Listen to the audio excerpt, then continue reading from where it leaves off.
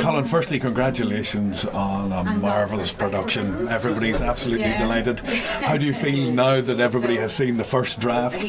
Well, I'm very pleased. Obviously, an awful lot of work went into making a film like that, and you sit in trepidation of how your audience is going to react, because it's a very professional audience of press, people who have seen lots of films, the people who were interviewed in it, and the riders who raced against Richard.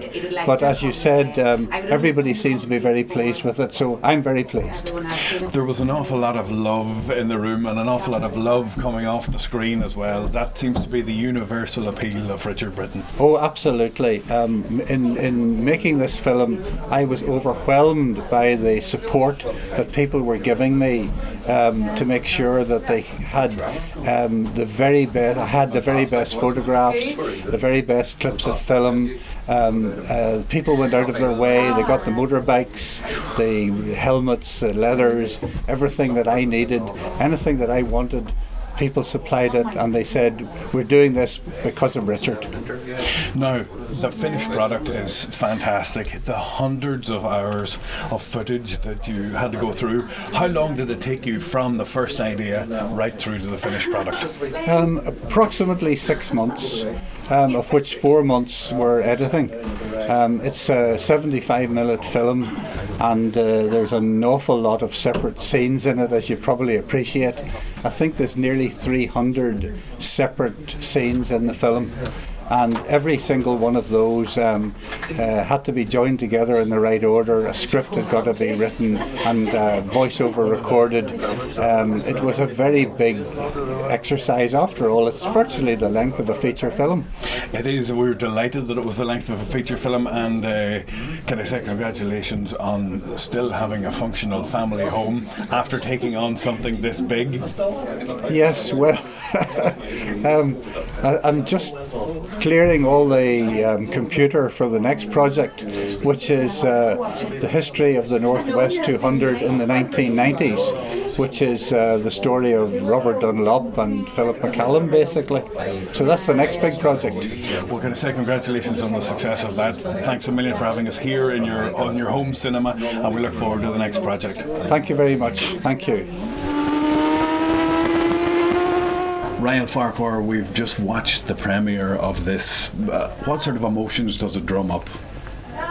It is, it's very emotional, whenever you look back and see, all the, the shots and, the photographs of Richard and him competing, and, the amount of people during the documentary. Everybody always comments about Richard Britton always had a massive smile, and it's just it's the type of character he was, and I thought it was a fantastic tribute to, a very special person. How important do you think it is to document events like this down through the years?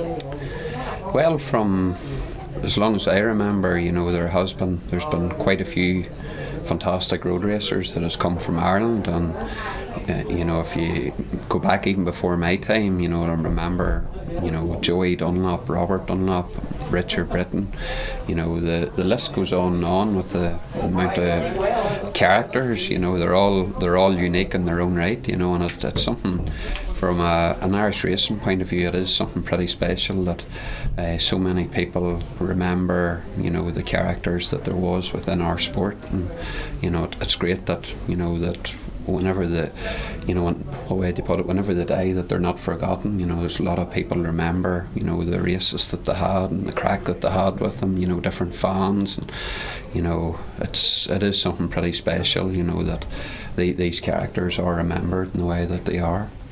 People mentioned the People's Champion. Everybody has mentioned the People's Champion, and would you agree that it's a perfect description of the man?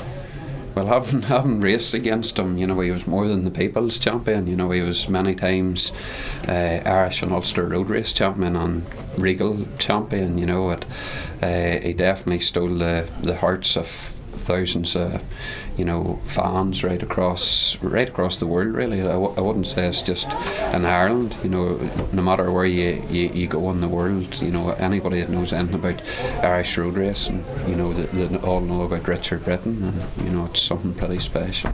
He was exciting to watch, very exciting on screen to watch. Was he as exciting to race against? He's, like I said in the documentary, he's one of the safest riders I've raced against, and over the years I've raced against quite a few top class road racers, but it's not very often Richard made a mistake. Yes, there's not a road racer out there that hasn't crashed, but I could probably count in one hand, my fingers in one hand, the amount of times that Richard made a mistake. And the few crashes that he had, a few of them weren't his fault, just silly things happening, but he definitely was a very safe rider and stylish. We're going to say thanks very much for chatting to us today. Well done on the documentary, and well done on a very successful career. Not a problem. Julian, how did it feel to be asked to be part of this documentary? Well, to be honest, it was an immense privilege for me. It's something I didn't expect. Obviously, I've known Richard for many years and competed with him. And to be asked to be part of this documentary is a fantastic production. So it was an immense privilege for me.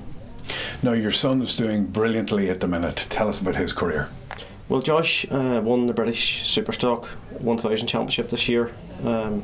Obviously, he has come up through the ranks from watching Richard when he was only a wee guy riding on mini motos, 9 or 10 years of age, when Richard was at the prime of his career.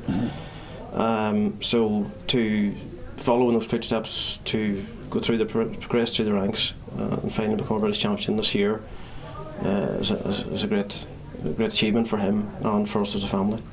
Now, as a Fermanagh man and having a successful Fermanagh son, how important do you think that it is for this to go down in history as the people's champion? Fantastic for Fermanagh. I mean, Richard, was a fantastic ambassador for Fermanagh, for motorcycle in Northern Ireland, but for Fermanagh.